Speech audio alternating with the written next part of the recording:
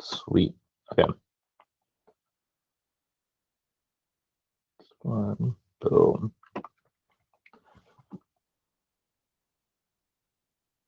Okay, can everyone hear me pretty well?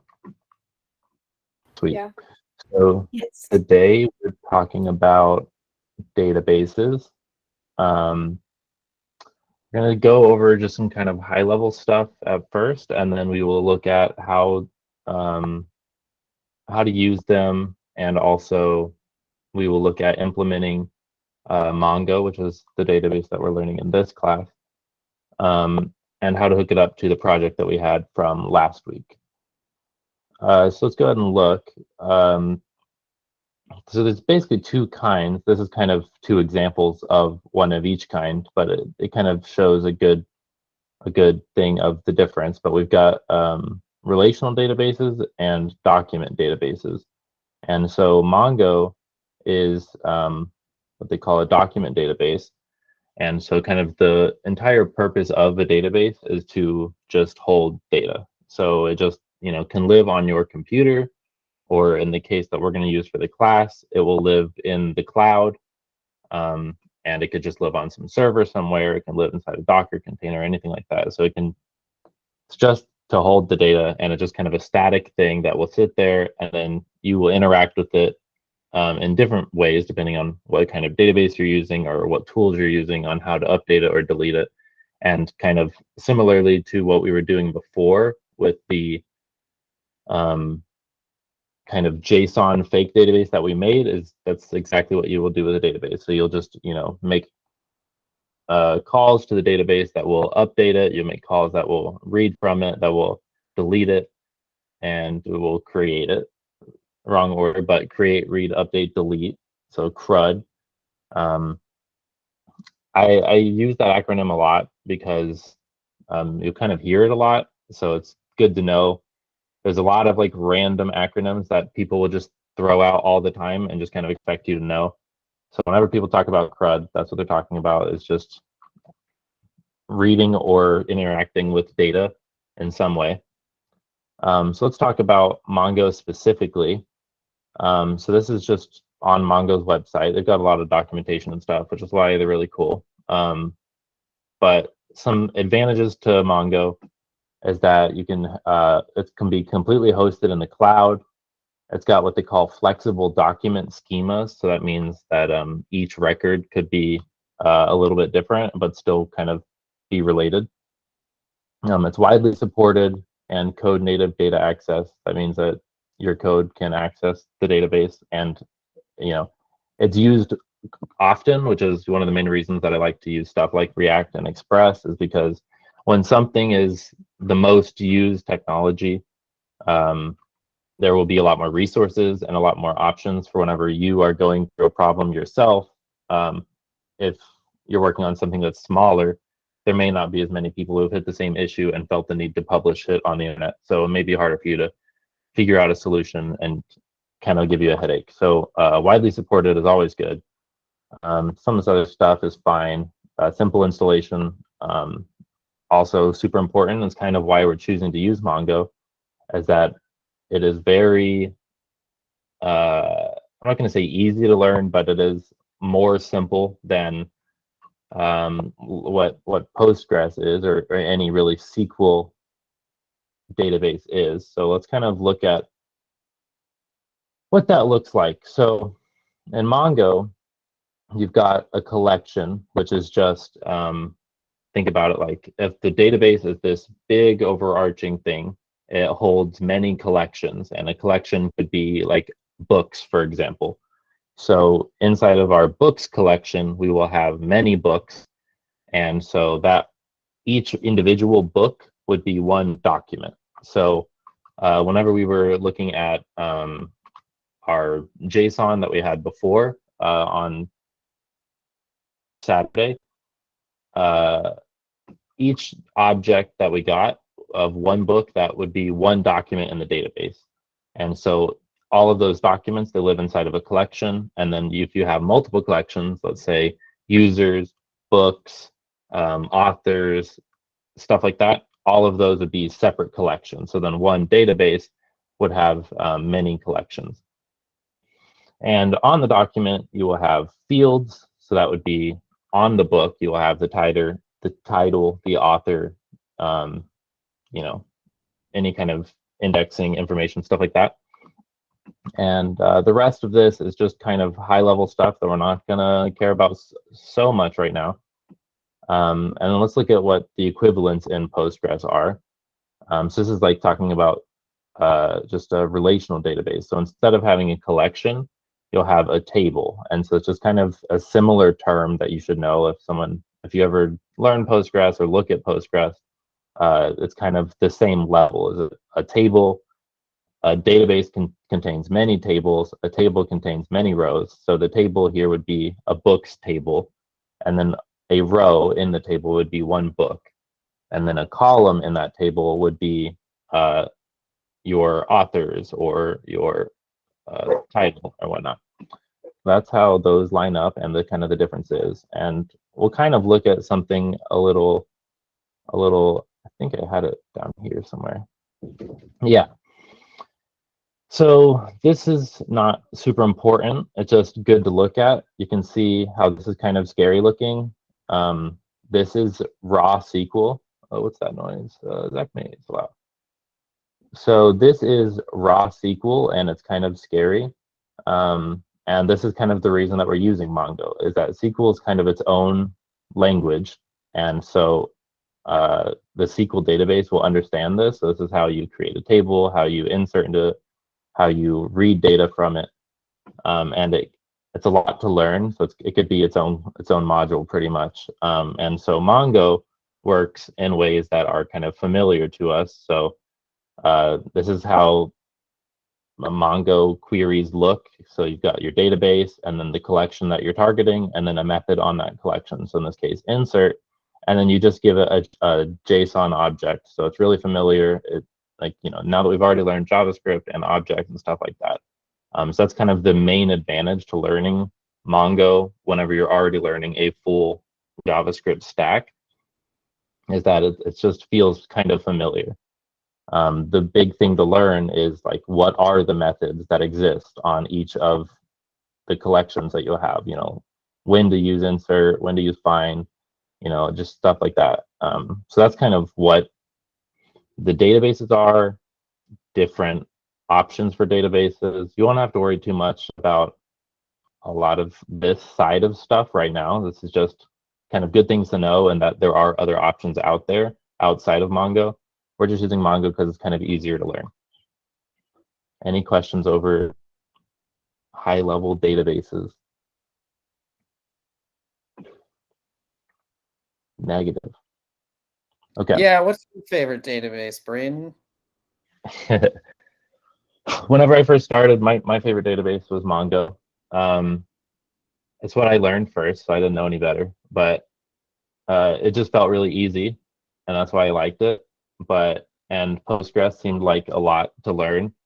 But after you get used to kind of the SQL syntax and stuff like that, I really liked Postgres and kind of how the tables work, stuff like that.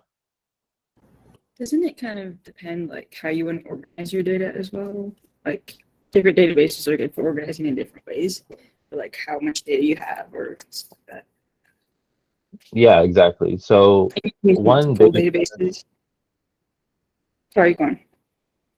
One big advantage of Postgres is that it is generally thought to be more performant than Mongo. So if you had, you know, millions of records that you were trying to query through, like you were Facebook or something like that, they probably don't use Mongo, but they could. But like, kind of the thing about Mongo is that you can build one record as deep as you want. So I could have, and we'll look at that a little bit, but I could have one document, let's say a book, or let's say author, right? Let's say the author was my top document. I could have a field on author that is books, and I could just have 100 books all in this one record. And so I could build out this deep object that has objects and arrays and other complex data types on it. Whereas inside of Postgres, you generally, I mean, you can kind of do some dirty stuff with Postgres to kind of imitate that, but generally you don't want to store like whole objects and stuff inside of like a Postgres table or a SQL table. Okay, so let's look at some options. I was going to set all of this up in class, but turns out if you create an account, it's kind of hard to like delete it and create a new one. So all I did here was I went to just Googled Mongo Atlas and clicked the first thing. And so I just signed up right here, or you can sign up with Google or whatever. And then it'll take you through just like, it'll walk you through a couple steps that are saying like, okay, pick a free plan, pick a paid plan. You just pick the free plan. It'll have you create this like first cluster. And then from that, you just kind of, it'll ask you a bunch of options about different defaults and stuff like that. Maybe I could just do it with another account. That's probably would be fine, honestly. It'll be good to walk through. Leave me alone.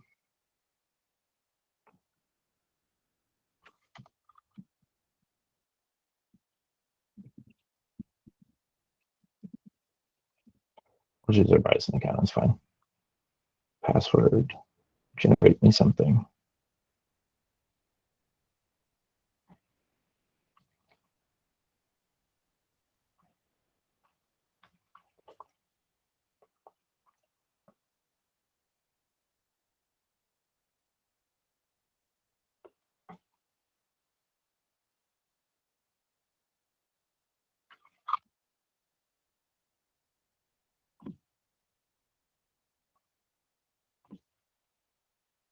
Oh, this doesn't even work, I don't think. Oh, I gotta go to Outlook. I never opened this email. 1 sec, let me verify this.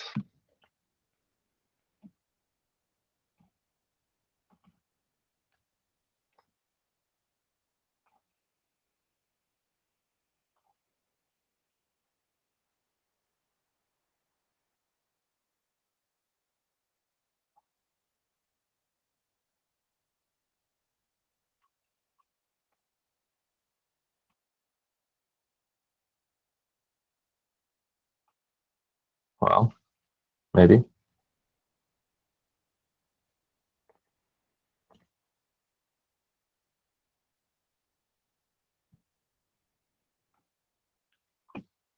Maybe not. It's okay. We can just do this anyway. So it's pretty simple. It'll kind of walk you through setting up to get this far. You can just click through all of the default options, and it'll be pretty easy. So from here, what this is like I was saying, you can have a Mongo database that lives on your machine, or you can have one that lives in the cloud. So this is a cloud software that Mongo provides called Atlas.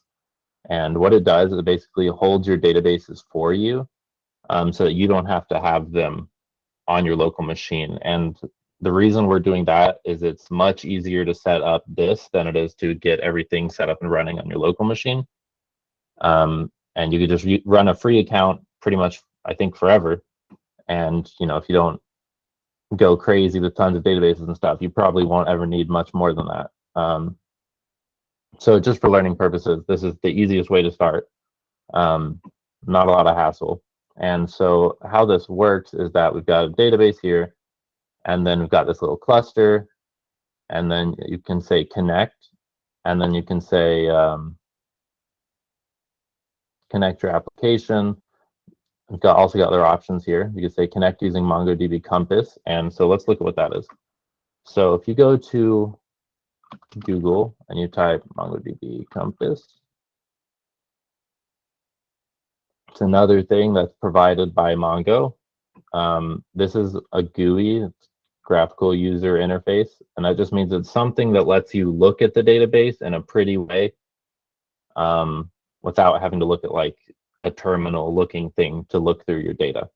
And also Compass does a lot more than just that. You can add data and stuff like that, and query for data. So you would just hit this download button. I do already have Compass. So let's open her up. And I am logged into my work junk. So this is what it'll look like. And right here, you've got a new connection. So let's go back to Atlas. We're going to say connect using MongoDB Compass. It's going to give me a big thing here. I do have Mongo Compass. If you don't, you could do this. But after you download it, you could just say, I have Compass. Don't touch that. Doesn't matter. And this is just a URL string that we will copy. And then we will go back to Compass and paste this in here. And whenever you created your account, you set up like a username and password. So that password will go right here. Let me open my folder again. I think I just left it somewhere. Let me see.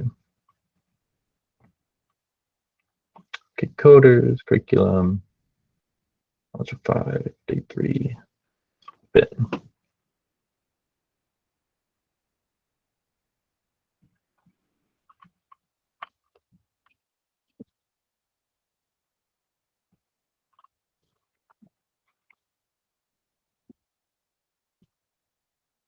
Know that I even saved that password. What we can do is go to, not that, browse collections.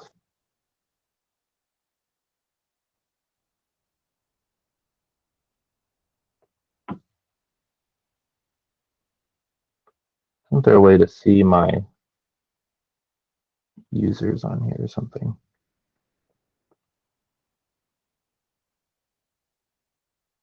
Little struggle for you guys. I'm sorry. How did I make this password? I think it was just a random password.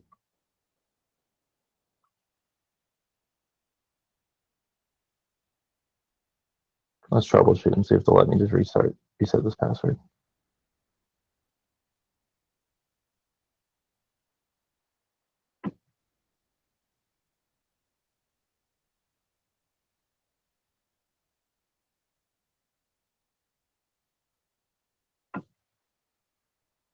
Yes. This is what I was looking for. So let's delete this guy. Make a new one. There we go. I'll save the password this time. All right, so let's make a random password, copy it, leave the rest of this fine, add it. Sure, we'll throw it up there. So now we've got a user and a password. I'll just throw this in a comment in my code. It doesn't have to be a secure password. I'm not really ever going to use this, so it's okay. Here's my password.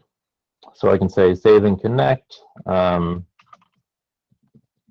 coders, test, save. Okay, so now I've got nothing. What is this deal? What did I do wrong? Zach, any ideas? What's happening? It's not letting me Atlas is connect to Atlas. It might be whitelisted to your IP. Oh, yeah. So I would just edit it to allow any IP address. Just put allow access from anywhere, and then it can confirm. Yeah. Sweet. Okay.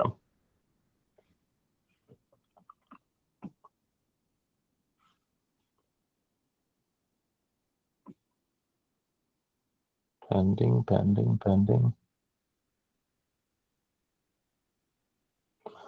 All right, let's try it again. Connect. This looks different. Let's just recopy it. Could be the same, but. And then this password.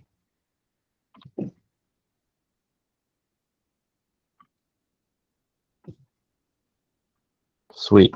Okay. So now we are in the view of our database, but we don't have any databases set up here. So what we could do is we can go into Atlas and create a database.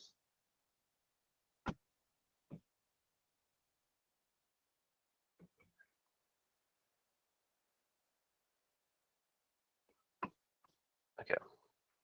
So we can go to database, we can say create. This is a cluster. I need something I inside think of you the can do it cluster. from Compass too.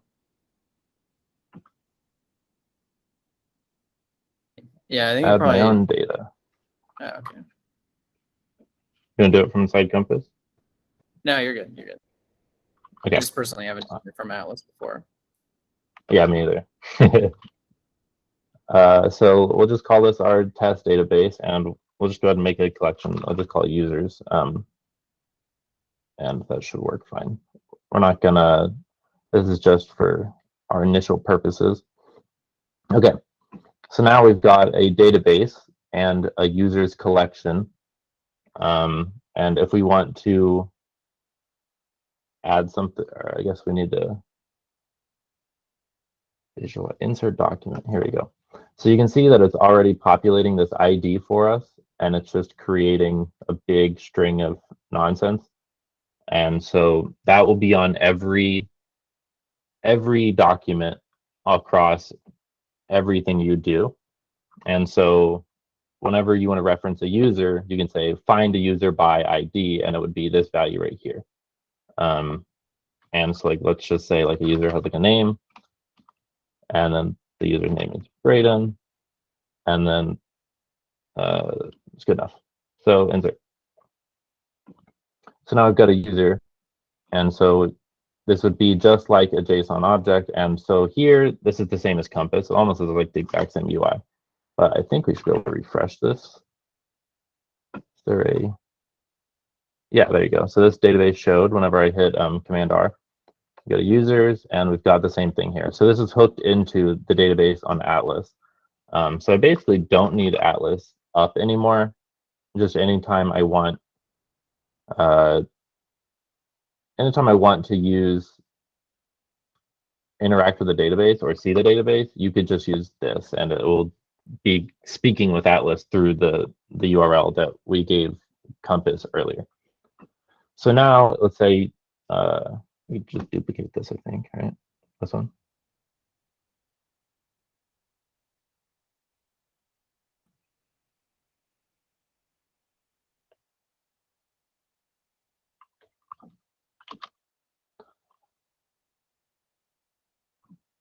Sweet. Okay, so you see it's got a new ID here that it automatically created, and so this will always be unique. And we've got two different users here. So you could say up here, this is telling you kind of how to search for stuff.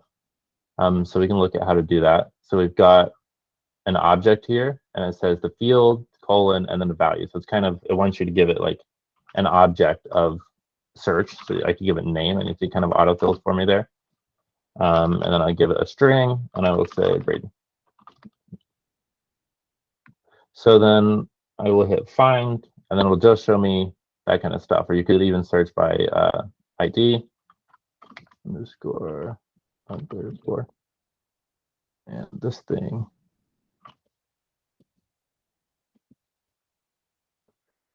And that won't work because I think it needs to be. I think it needs to be the actual object ID entire thing. I don't know. Maybe I missed one. Let's try again.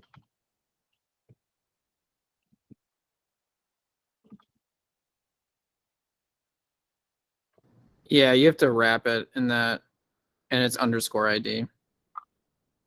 Yeah, I deleted the underscore because I thought maybe that was the issue. But yeah, you have to wrap it in that object ID thing. Yeah. I see. It lets you access that. Sweet. Okay, so that's how you use the ID from inside of Compass. But whenever we are using our backend, object ID like won't be a thing. It'll just be a string. And so you can access this with basically what will be just this string. But this exists, I guess, so that it knows specifically that this is an important hash, not just like some random hash. Yeah, so let's look at what is next.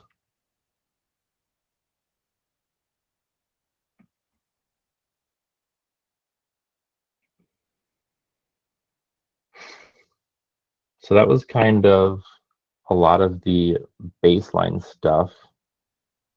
Zach, do you think I'm missing anything before I get into Mongoose?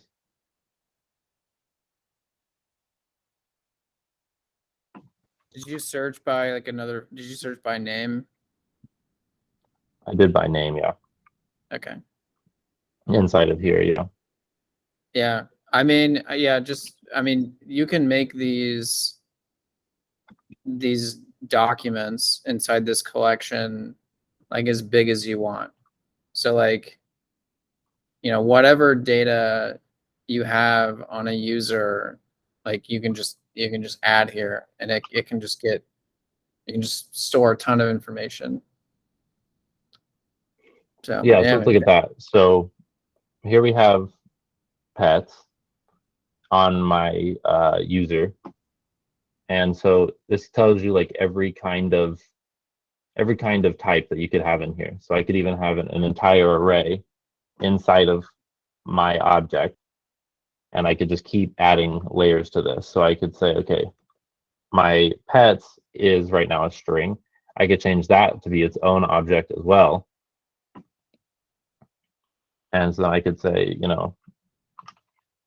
type, I guess is not too crude. Dog, what do you want from me here? Oh, there we go. There we go. And so I could add a bunch of more pets, and you can make this as deep as you wanted. And you could even keep going farther, where you could say, add another field. Yeah, and then you could say, like, I don't know, vaccination records or something like that. And then you could make this an array too. That's a binary, an array. And so then this could be an object, and it could just keep getting deeper and deeper and deeper and deeper. And that's kind of the good and bad thing about Mongo, is that you can just make it as big as you want. So let's say you're working with data that already looks like this structure, then you wouldn't need to like separate it and store it in multiple tables and then like say how they relate. Meaning, if I was in a relationship database, I would have to say, okay, I've got these vaccination records that belong to like this dog, and that dog belongs to this person. And so you need to break it all up and separate it out into its individual tables. Whereas Mongo, that's what they kind of mean by the flexible schema, is that you can just make it as big as you want. And generally there's not a lot of bad things that happen if you do that. And so that makes it really simple. Whenever you already have something that in that format, you can just save it in your database as a user, and all of those fields will just be on it because it's just a big JSON object. Cool. So that's kind of like a really shallow look at what Mongo is, kind of what the data, like what the collections are, and just some things that you can do with it, and kind of a quick intro into Atlas and Compass. It can seem like a lot, but we're going to use them a lot and interact with them a lot, so you'll become more familiar with them as we are adding kind of more complexity on top. So now we are going to look at how to interact with this database that we've just created with our code. So there is a thing that already exists for Mongo called Mongoose. If you just type Mongoose into Google, it will give you a picture of the animal, not this. So just so you know, I've done it 1,000 times. So this is just kind of like a startup doc, but it will have some information that will be super helpful for us. So Mongoose, like everything else, you just install it. It's just an npm package that you can use, and then you will require, or in our case, import. That's the same thing. And then it will, you can see it here connecting, and this is the same string that we gave to Compass. So inside of our backend and all of our boilerplate setup, we're going to place this line of code, and it's going to connect us to Mongo.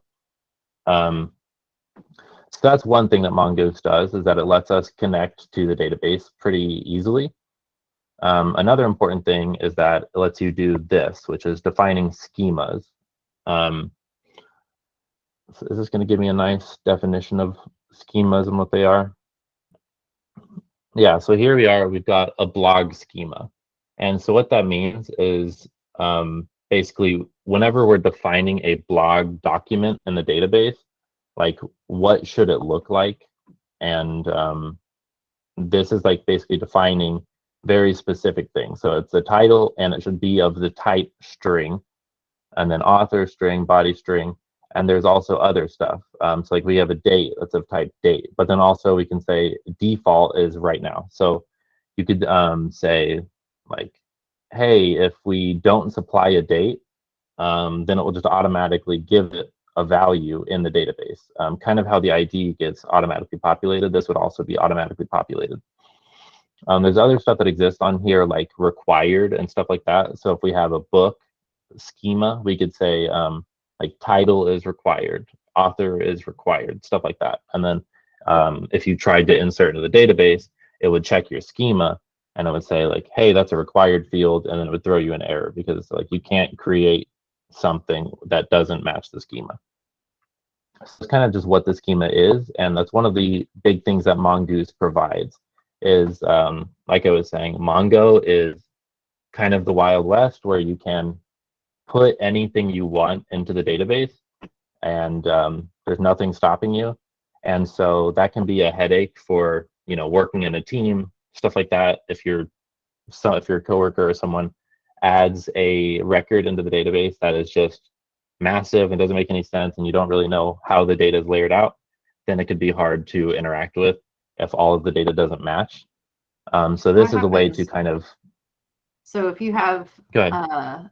if you're using MongoDB and you create a schema, and then you've created records, and then later on realize that you need to add some fields to your schema, is it, because I'm thinking about this from like a database and a table, does it add those to all of those records as just a null value, or do you have to then go do something to each one of those existing records to get that new field in there? Yeah, so you would need to do something to the records. And so I think what you're kind of hinting at is that this is kind of high level, but what relational databases do is they have something called a migration, which would be my database looks like this, and these schemas that Mongoose is setting up, relational databases kind of inherently have, because they need to define exactly what the columns are on those type of databases. So whenever they need to add a new column, or change some of the data across the entire table, then there would be a migration that would say, okay, we're going to change the table in this way, and then update whatever data needs to be updated. There is no migrations in Mongo. And so what that looks like would be you basically just write a script on your own that would query your database and say, okay, I've got all these users and they need to have a last name field or something. Like we got their last names, that's a requirement now. So then you would change your schema, but your database, the records that already exist don't really know about your schema. The schema just kind of works as like a layer whenever you're inserting from your code. But you could just go and like, if my schema said I have a bunch of required fields, I could just go into the database with like Compass and just delete those fields, which would be bad, but it's something you could do. So you could go into your code, change the schema to be what you need it to reflect. And then you would write a script basically mapping through all of the data in the database and updating it with to match your new schema, and then saving all of the new data. Okay. Thank you. Yeah. Okay. So that's kind of a look at that. That's what schemas are. The other thing that we have built off of schemas here is a model. So what a model is a schema kind of defines what your documents inside of a collection should look like. A model represents kind of how you interact with that collection.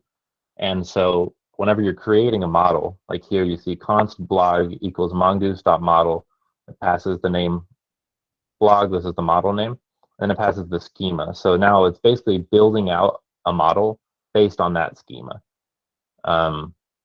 And so this is something that you really only will do once in your application. Like there will just be one line where you will make the model from the schema. And then after you have this model, that's how you will say like blog.insert, blog.add. So in equivalent to, we can pull up our code. Here we have like this book service that we used, and we can look at here. So like whenever we said book service.getAll, we could replace this with the model. So this would just be the books model, right? And we'll do that here in a second. But that's kind of what the model is how to interact with that collection. And that is built from the schema. The cool thing about models is that I think it will show me down here soon. Yeah. So if I have, this is called instance methods. If I have a,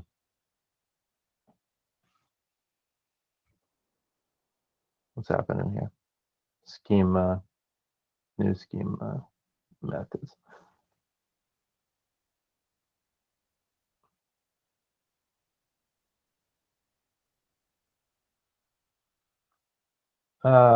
We don't need to get into this too much, but you can define methods on the schema that kind of interact with the model, but we won't look at that a whole lot. Okay, so let's kind of follow like a good way to set up Mongoose from the beginning. So this is kind of a primer that I found that I followed the other day that helped me really set it up quickly. So let's go ahead and run it. And so we're just going to start in, oh, this is that password, so don't let me forget it. We're just going to start in day 3 of module 5. I went ahead and copied over the API and client folders from where we left off on Saturday. So this is from day 2.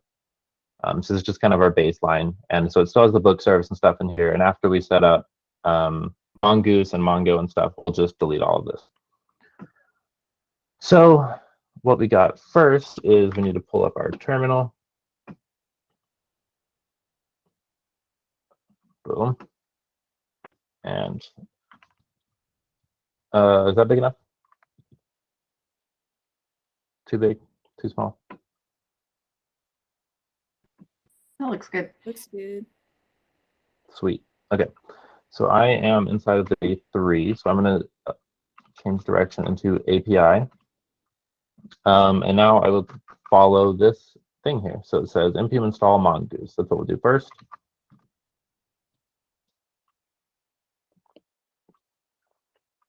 Sweet. Okay, so now we have Mongoose, so we can import it. And then we also have this stuff. So this will be our connection string that we have from Atlas. And we're going to call connect from that connection string, and then just some more boilerplate stuff that we're not going to worry a whole lot about. So let's just copy that junk. And let's go into our app.js. I don't know if this needs to be above this or not. I'm just going to assume that it does, so I'm just going to do it right here, just to be safe, because we're going to reference this Mongoose object inside of our routers, so it could matter. This is not going to be that. This is going to be import Mongoose from Mongoose. Automatically imported like that.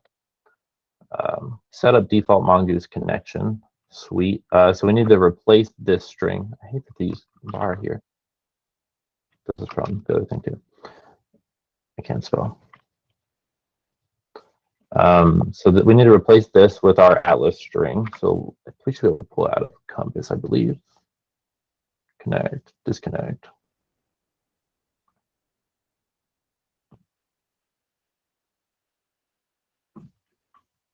Sweet. Okay. And so here we will paste in that string. And so this is going to be the URL to Atlas that will let us interact with the database that we want to interact with.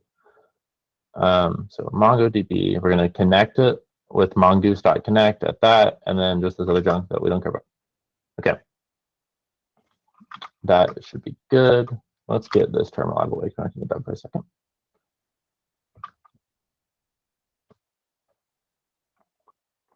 Okay, so then after they connect, they're saying the database equals mongoose.connection, get the default connection, and then they're doing some error handling on that. So this is just more kind of boilerplate-y stuff that we will throw in here. Easy enough, leave it, that's fine.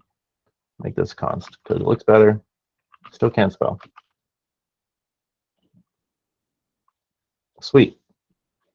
Okay, so now we should be connected to Mongo here through our Mongoose. So let's check, see, defining and creating models. So let's make our book schema real quick. So this is pretty simple. You just import Mongoose, and then you get the schema thing from it. And so we will copy this, and we will create a new folder inside of here, and we'll just call this our schemas. And inside of schemas, we're going to have book.js, and we'll just paste this junk in here. Fix all those. This is going to be an import. Sweet. Okay. I wonder if I can do this. Does that work? Do I need this?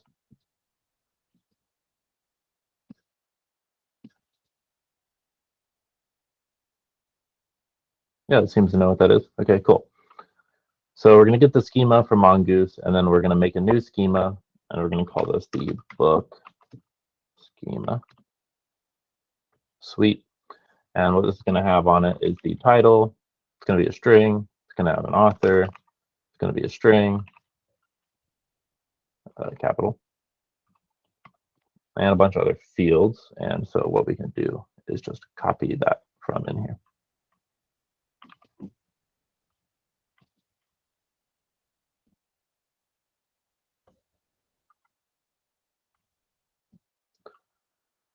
Formatter, I turned it off. Gotta switch back to better formatting.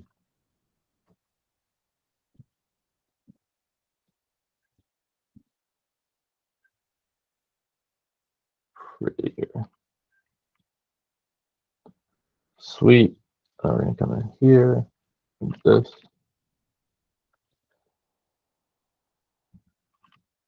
Sweet. Okay. So let's delete this, delete this. So we've got the subtitle. You see it's the string. We'll make it a string. Got the author. We already did that. We got the published date. Just gonna make that a date. We've got a pages. This is a number. Description is a string. Website's a string. And reading is Boolean. Sweet. Okay. So this is our book schema. So this is everything that we had on it before. And so right now, I think all of these are generally nullable, I'm pretty sure. Yeah. So if you hover it and it has this little question mark, that means that that field is nullable, which means that you can make it undefined when inside of your database. So let's change that. Let's give it an object, and we're going to say type. Is it not type? Let's look at it on the documentation. Goose schema.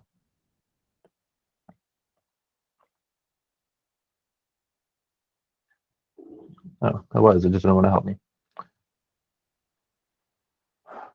Schema types.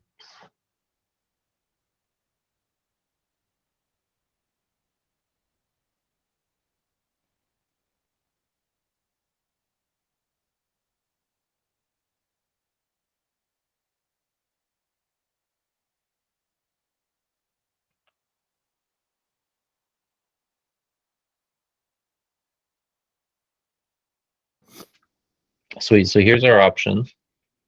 And we want to make it, I don't think these are the options that I'm wanting, but let's see. Easiest way is to be very specific. Mongoose field wired.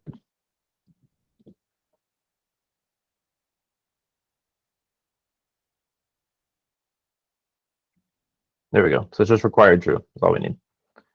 So we can copy that. And we can put it as the title.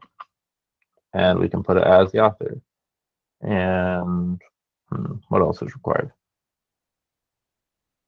It's probably fine. I don't know. Just to see what they look like. So now those are required.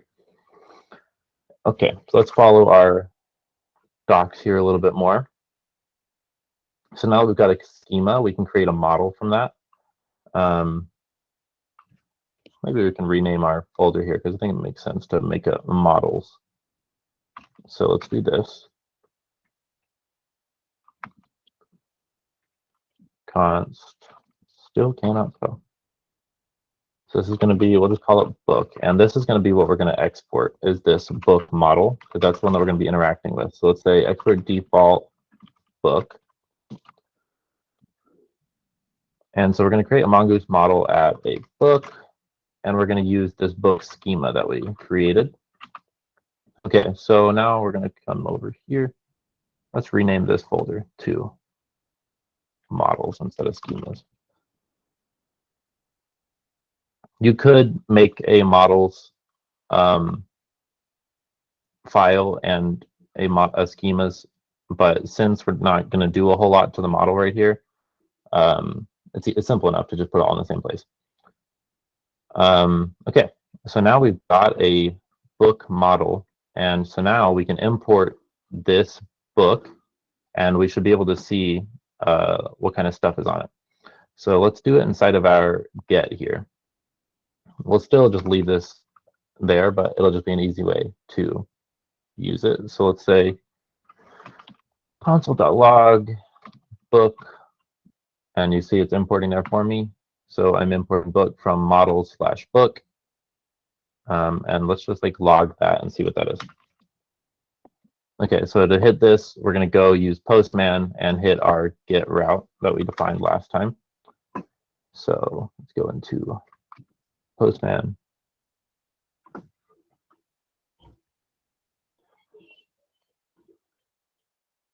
Sweet. Okay. So get request to 5001/books and send. Could not send request because my server is not running. Okay, so I'm inside the API folder. I'm going to say npm start. It's a little too big. Sweet. Okay. Inside of models book, we did not define Mongoose here. So I think we could just do this and not need to make that other line. I want to do it like this. Let's see if that works.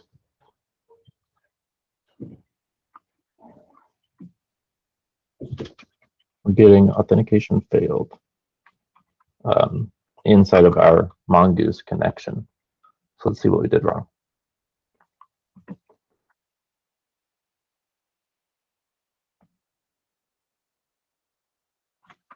Let's copy the string from Atlas just to be safe.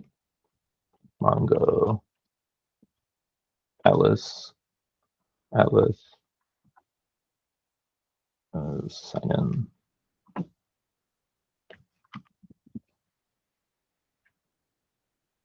Oh, okay.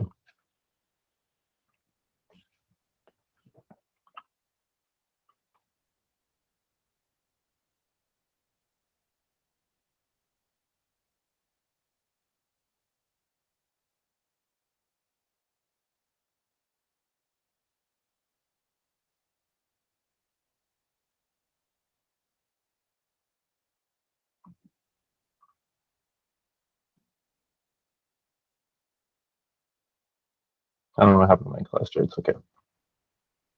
Guess it decided that we didn't want it. So now we can see how we set up the cluster.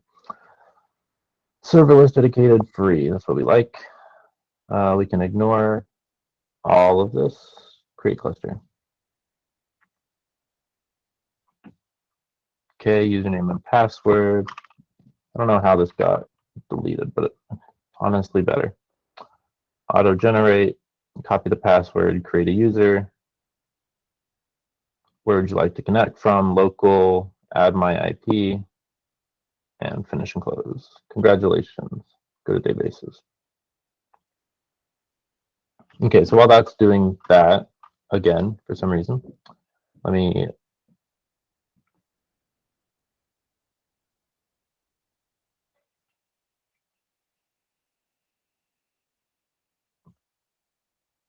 save this new password.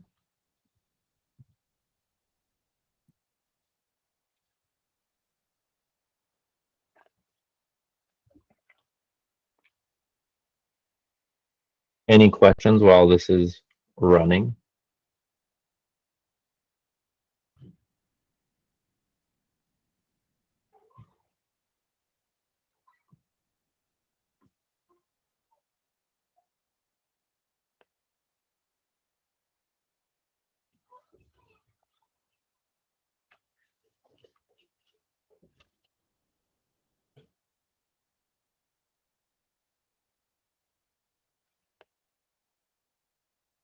What'd you do to the cluster?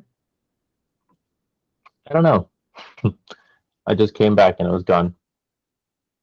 So I just made a new one. Oh, maybe that's why I wasn't connecting to it. Yeah, Or did you sign in with a different account or something? I don't think so. Let me see. Oh yeah, I've automatically signed in with the Bison one this time. Well, now we're on Bison, so it'll be okay. So I'll have to update after we get this cluster up. Well, this is better because now we can see what it takes to create this cluster. But after this comes up, I'll connect a new string and then I'll give that to my Mongoose connection and also to my Compass, so that they will both be able to hook up to this new cluster. Man, it's taking a sweet time.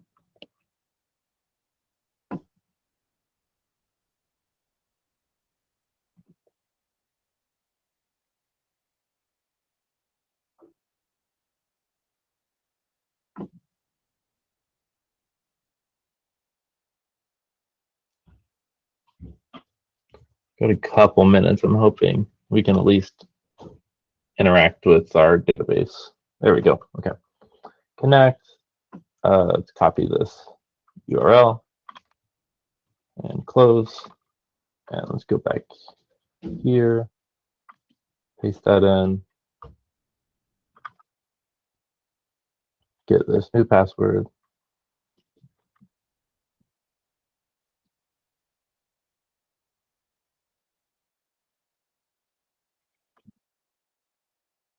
Connect.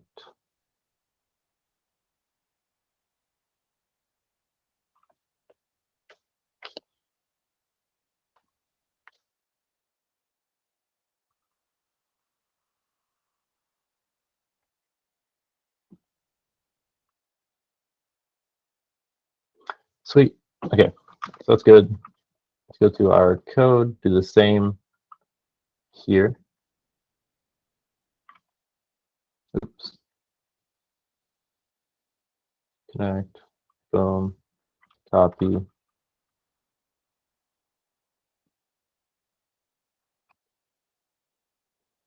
Let's get our password. And I'm gonna move this to be next to that.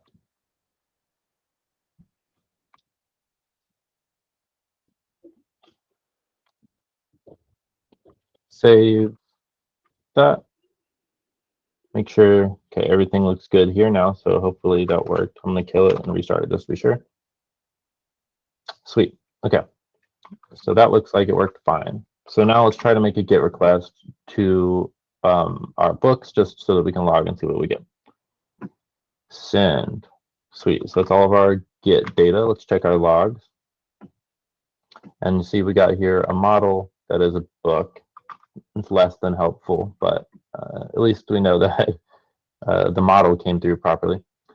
Okay, so let's see what we can do with this. Currently, we don't actually have any books in our database or inside of a books collection or anything like that. None of that exists yet. Luckily, I think it should automatically create that for us.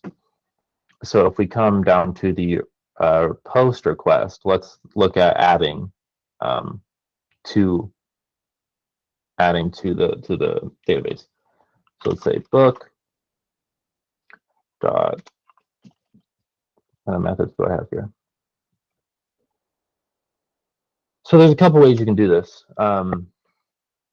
One way is by saying new, and so this will be creating a new instance of a book class using this data right here. So it's going to create a new book record, and that will have some methods on of it. One of them will be created book dot save.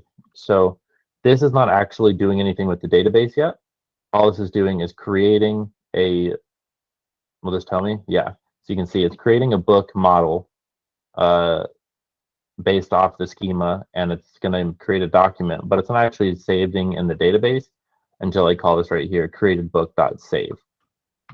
So now we're going to take a book from the body of the request. We're going to create a new model from that, and then we're just going to save that in the database, and then we're going to send that one back. So then this one should have the ID and any other fields like that on it. And that's what we're looking for. So let's save that. And then let's go into our books.json and copy one of these so that we can make a new one. And we'll send that as a post to /books body. Oh, I already got one in here, nice. We're using JSON, and we don't need the ID because Mongo will add that for us. And so we're going to call this my very cool book. Subtitle is something awesome.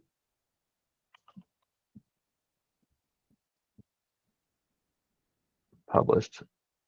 It'll be cool if we made this, I guess the published not necessarily right now, but we'll say anytime you add a book, it will be automatically, it will be written right whenever you added it to the database. So let's go check out our model real quick. And we've got this published date, and we're going to do similar to what that example had. We're going to say type is date, and we're going to give it a default value. And let's go look at how to do that. Then who had it? I think it was this one.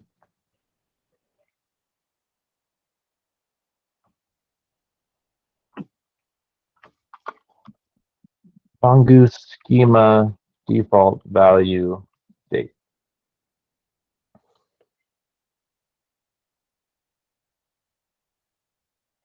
And yeah, so it's just showing you can do a default of any type. So it doesn't have to be like a date or anything. You could just give it a string. And so if you created a, it's like, what do we have here? It's not telling me, but this schema has a role on it, and so you could give it default as like you're a guitarist. Oh, it's like maybe it's a person or something.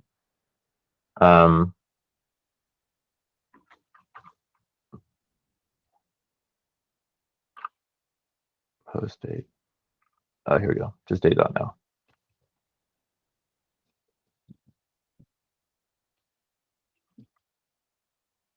This is the function. Okay, so now publish should automatically save to that, so it has a default value so that we don't have to give it that. Pages, description, blah, blah, blah. None of this matters. Okay, let's send it and see what happens. Sweet. Okay, so this is our object that came back. This is our response here. We've got the title, the author, everything cool. You see we've got a publish that is from right now. So that's what our default in the schema did. We've got the ID that was added automatically. You can see it's just a normal string whenever you're interacting with it on this side, not inside of like Compass and Atlas and stuff like that. So just as a normal string that you can interact with. Everything else looks fine. Okay, let's see what happens if we try to make another one, but we leave off title, which was required. Nothing. Sweet. I think it just made it anyways. But let's look at our Compass and see what we can see. So it made a test database for us with the book. So this all happened automatically. Okay, so it didn't actually make the one that said. It didn't actually create the one that didn't have title in it whenever we tried to save it. I think it should have thrown an error, but we probably haven't configured the what happens when it encounters an error. So it just said, okay, I never saw any issues, and it just sent us back at 200 anyways. But this one didn't get saved like the other one did. So it did work, just our front end wouldn't know that there was an error. Cool. So now we have inserted into the database using our new book and Mongoose model that we created here. So we could do the same up here where we can say, how much time do we have? Pretty much over, but we can replace this real quick. So we can say books, book dot find, and I think book dot find should find everything for us. I think this might need to be, is it a promise? Let's find out.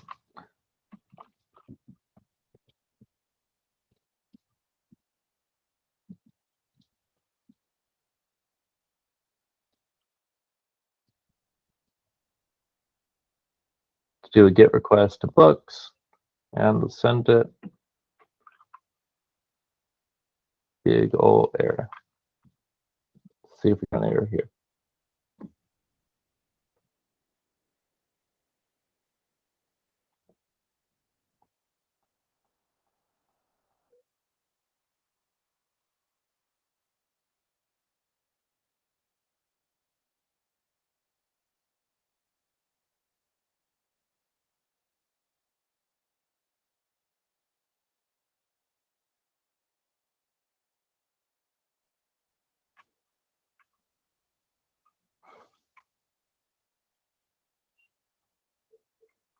Converting circular structure to JSON. I feel like it's a promise. So let's just await it to be safe.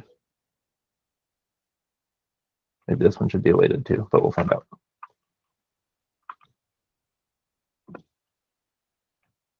There we go. Yep. Okay. So it looks like it was returning a promise from this query to the database. And so this was coming back as a promise, and then we were just trying to send back a promise instead of actual data. So we needed to await it so we could get the value of that promise. So that is good, and I'm just going to assume anytime that we are interacting with the database, since it's going to make a request, that we will probably want it to be awaited. Async await, give me the purple, sweet. Space that out so it looks better. That one too. Okay, so now we have added to the database and also read from the database, and so we could go through and do these others, but I think we're out of time. But so now all that would be left is to just replace every instance of the book service with the book, the Mongoose methods. And that's what we got.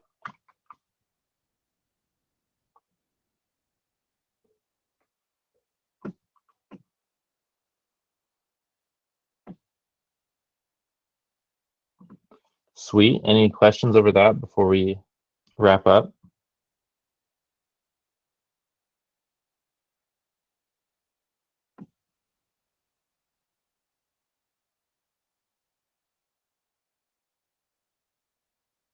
No, Zach, you got anything? Hey, sorry. Sorry, my house is a little bit crazy right now. No, I'm good. Thank you. Sweet. Okay. Well, if anyone wants to stay after that missed Saturday, I can talk about it because I forgot to record it. Oh, I can stop recording this now. Stop recording.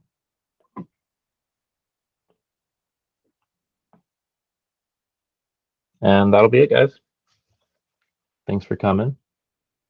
Let me know if you have any questions. We'll do another office hours on Tuesday. I guess I'll see you on Saturday before then. But the workshop is going to be on Saturday, and we're going to be building off of this. It'll be fun. How long is Saturday going to be? I think Zach said 3 hours.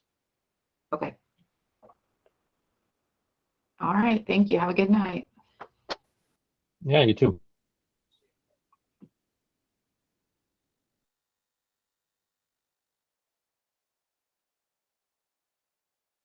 What's up, Gia? Hey, I missed Saturday. I was out of town. Do you mind just doing a brief recap? Yeah. Have you used any backend stuff before?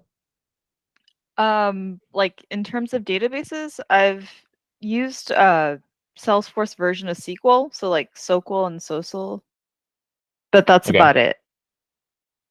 Gotcha. Okay. So our last class, we didn't actually talk about databases at all yet. All we were discussing last week was what Express is. So let's talk about that. I will share my screen again. This one, share.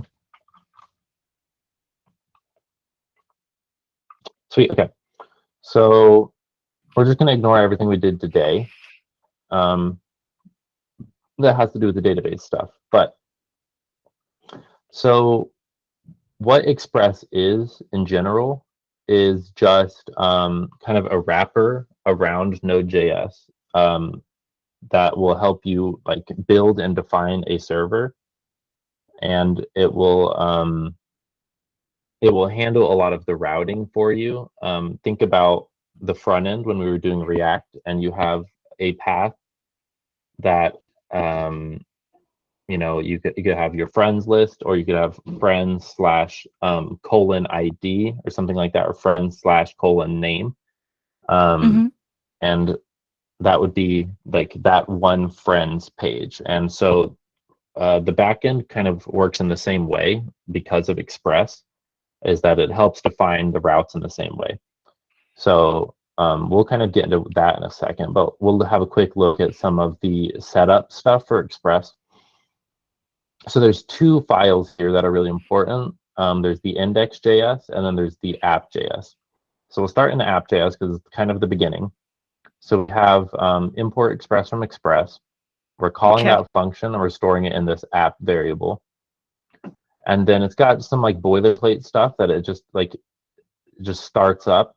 None of that super matters for the most part. So it's just kind of boilerplate stuff that we don't really need to worry about. Okay.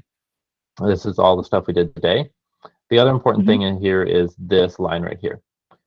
So it says app.use @/books, and then it gives it the books router, and we'll look at what that is in a second.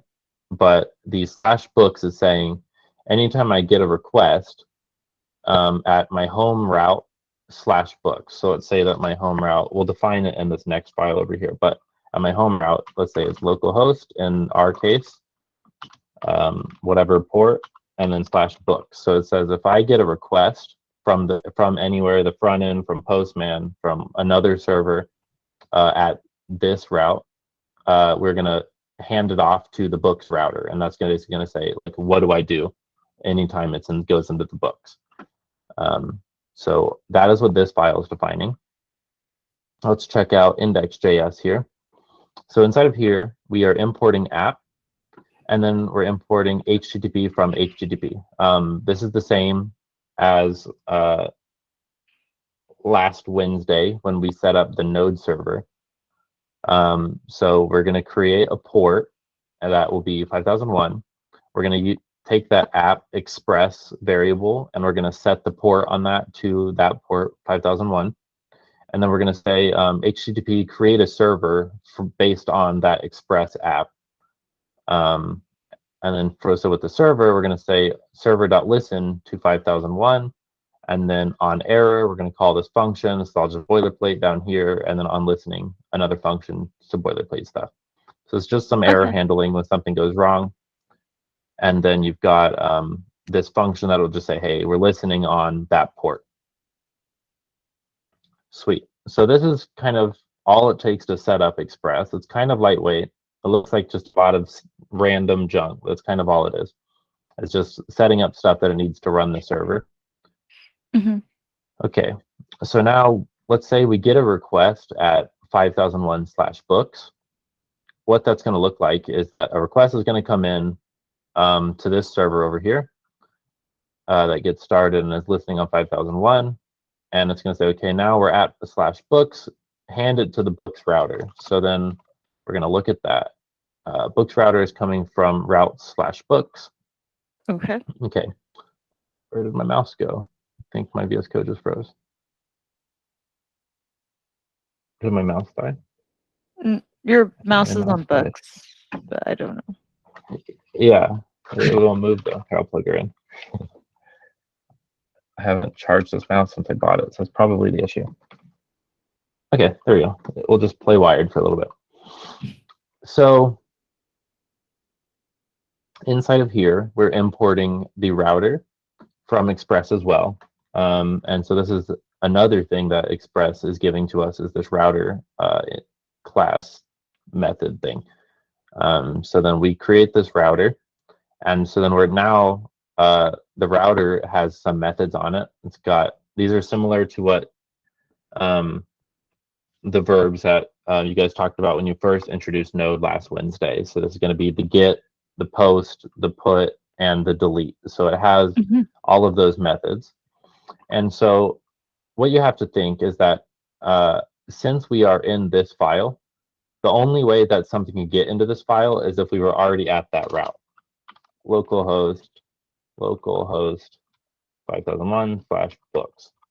So all of these paths are assuming that we're at this route. So then for this route, it'll be localhost 5001/books/. So we're just at the home route of books. Gotcha. So then to hit this, it has to be of the get verb. So it looks something like this. And let's say that we wanted to hit this one. It's got a parameter in it. So then it would be book/some ID. And then it's still a get request. And this says I've got a get and I'm at /book/some ID. And then it would hit in here. And we'll look at kind of the body of this in a second. We'll just talk about the routing first. So then now let's say I've got a post request at /books, the same. You might be wondering like, hey, if it's /books, that's kind of the exact same route as this one. So like, why wouldn't it stop in here? It's because it needs the verb to match and the route to match for it to call this inner function. So it's going to skip over this because it knows it's a post request. It's going to skip over this one because it knows it's a post request. It's going to see this one's a post request, and it's going to see, hey, that's the right path. So then now it's going to run this function. And it's going to create a new book. So, right, yeah. So technically, this right here, like, I'll just delete it. So all this is doing is just a function that will run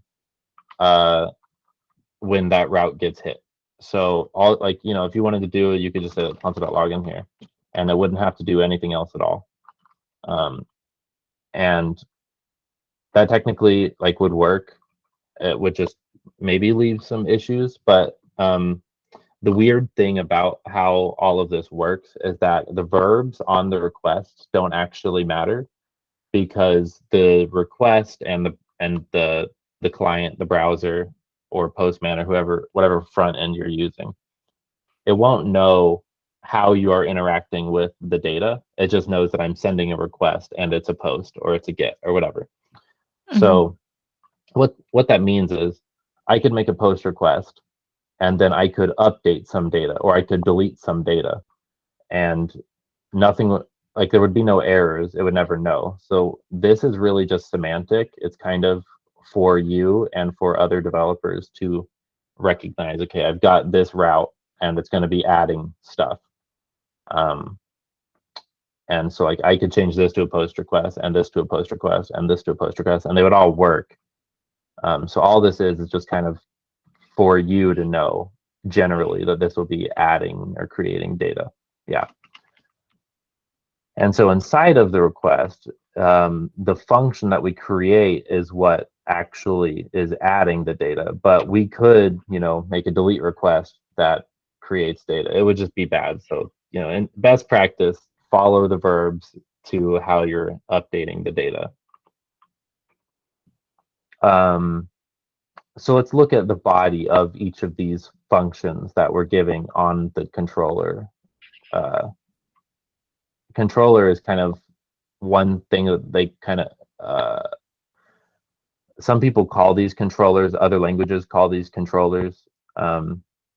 So you can kind of think of them as that. If you hear someone referred to controllers, it just kind of means like something that will sit on your server and like accept the request at some path and then run some function, right?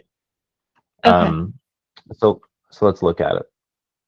So we've got a function that is being given from, it's a callback function that we're passing to the get method.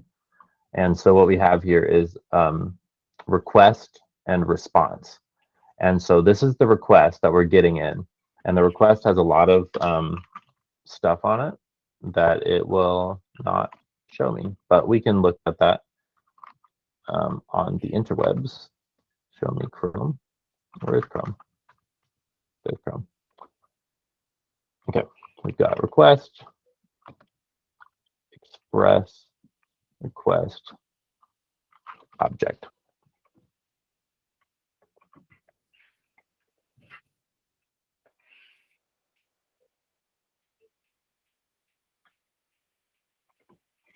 Okay, so this is the same. Yeah, so it's kind of telling you this is kind of the standard, is just to say like REQ, RES, but you could name it request response if you want. Just kind of everyone calls it this. And so here it's telling us the properties, and there's going to be a bunch of stuff on here that we're not going to care about. There's kind of three big ones that we will use a lot. One is the body. So this exists on this request object that gets passed in. So we've got request.body. And so what that will look like is, for example, whenever I was in Postman a second ago, and I said, I'm going to do a post request and I'm giving it this body. So this is exactly what that body will be equal to. So anything I put here will go into that request body. So I could literally just put like a string, and I could just say hello. And that could be the request body, which it's going to yell at me because it wants it to be proper JSON. But that technically is something that you can put in the body, or you can, don't quote me, it might have to be an object, but you could just say, like, message or something. Hello. And also, if you've specified And fields so- that are required, if you specified fields that are required in the body and you try to add it in, that won't work either, right? If you don't actually have that field filled out, like it won't actually post. I don't know if that makes sense. So you're talking about the database, Like, right? Yeah, like let's say if like author was like a required field and you had all of the other fields, or not fields, but like key value pairs, I guess, filled out Yeah, fields except is for right. author. Huh? I'm so sorry. What? Yeah, I said fields is the right term. And author, so if you had everything except author, and author is required. Mm-hmm. It wouldn't actually post. So I don't want to, I want to clarify the terminology that you're using. So it would make the request, because right now the request we are making is to the server, and then the Mhm. server will then interact with the database. So it's kind of two steps. So it will Okay. make a request to the server no matter what, because the server has no idea about the database or from the request necessarily. So like, let's look at the code again. Let's see what I mean.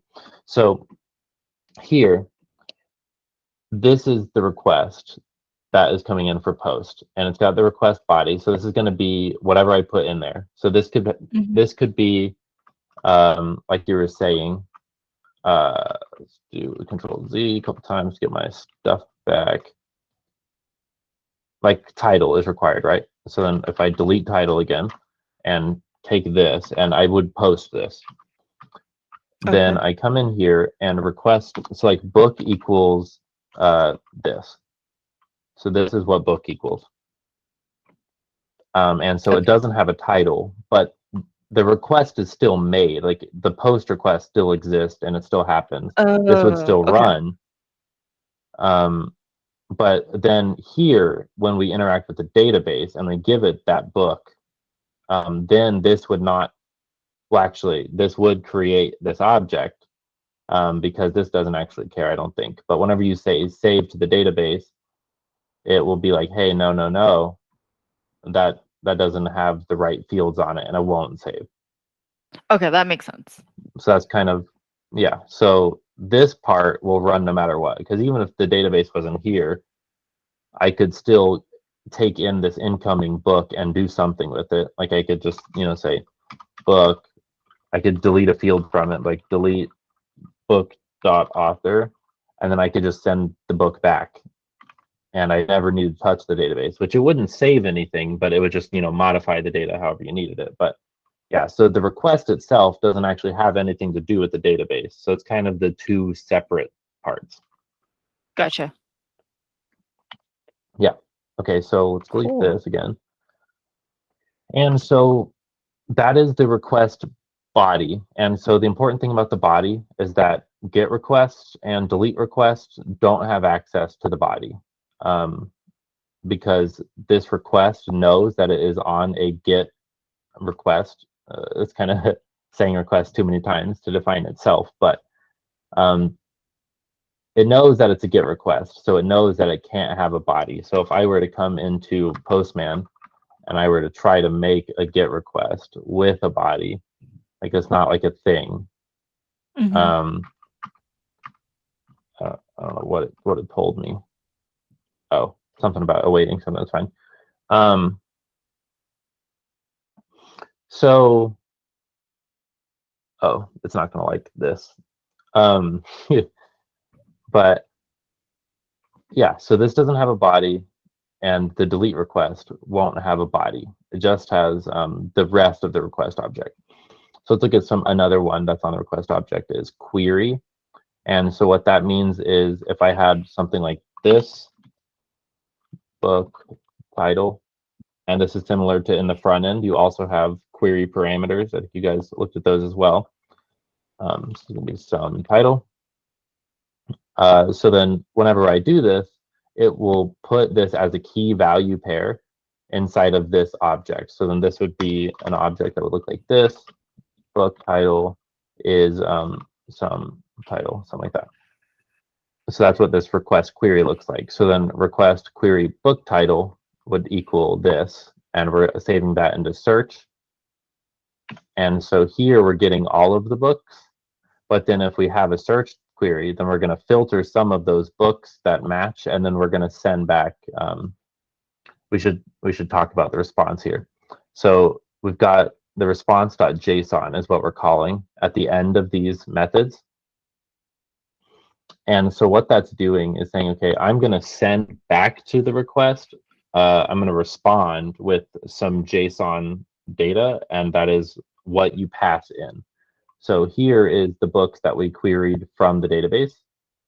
And we're going to say, okay, I've got this books array now, and we're going to send that back as JSON to the request.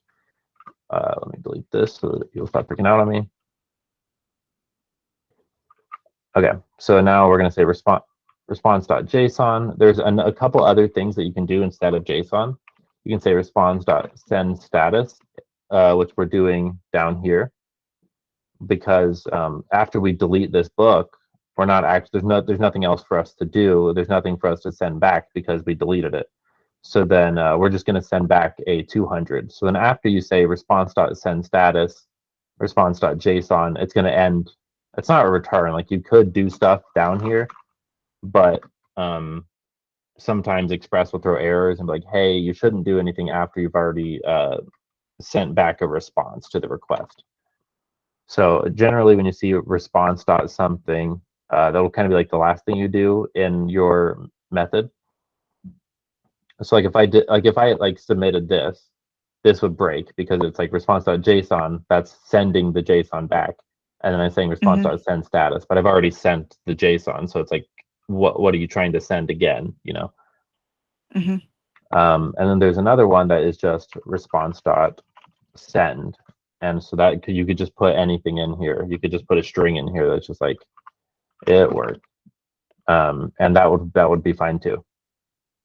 Okay. You could just send messages. You could send errors that way. You could send whatever. So that's kind of what this does. And we've got the query. And then the last thing is the parameters. So then this is defining right there. So this is another object that will be based on the parameters. So I could say an object that will look like this. It'll match whatever you put right here in the param, in the route, in the path is the correct word. Whatever you put right here will be what this object is defined as, and so then that would be whatever is incoming that is in there will get stored into that ID variable, and then here we're doing a find on it, and then we're going to send back that one book that they requested. And that's kind of all of Express that we will be using. It kind of is just helping us with the routing, and it helps us. Yeah, I mean, mostly that's what it's doing here, is just handling the routing and stuff like that. So the other stuff that we did in class is that we built out this client folder, which actually will probably work fine, I think. I don't think I broke anything too much. CD up, ls, cd into client, and let's run npm start.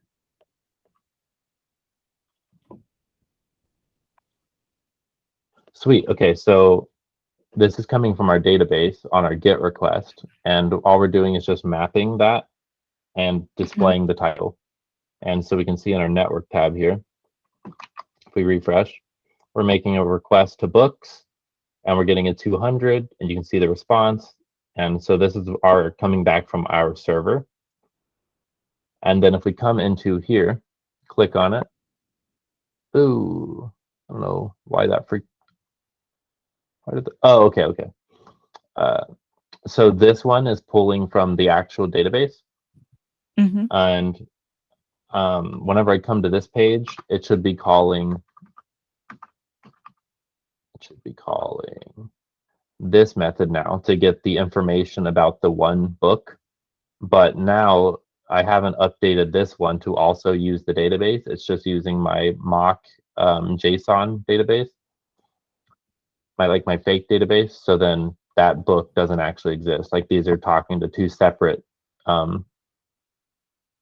stores. So they're not actually going to know. So whenever it says find by ID, it's looking for the ID of the one book that exists in the actual database, but that doesn't exist over here, so that it's not going to find anything. So I would need to update this one for that to work. But the front end is just a little thing we built so that we could refresh our React stuff, and also to see how the front end connects with with the backend. And that's kind of Okay. everything we did Saturday. Okay. Yeah. Cool. Very Any cool. questions about that? Not at the moment. I think I'm gonna read some of the articles you guys or the links you guys put up on Slack. I'm Yeah. still just trying to get my head back into it. Yeah, yeah, for sure. Well, you can message me anytime with questions, and I will get to it. Sounds good. Thank you so much. Really appreciate your time. I will see you on Saturday. All right. Bye. Sweet.